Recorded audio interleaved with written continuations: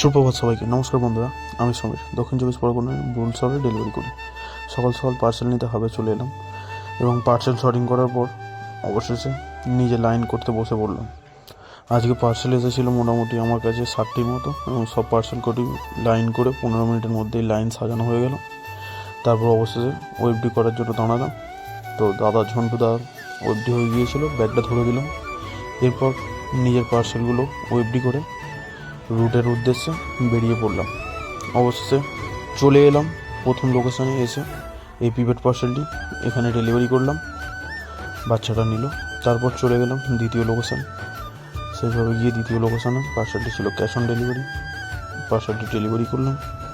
এবং এইভাবে সারাদিন যত পার্সেল ছিল ডেলিভারি করতে করতে হয়ে গেল আজকে লাস্ট পার্সেল দেওয়া।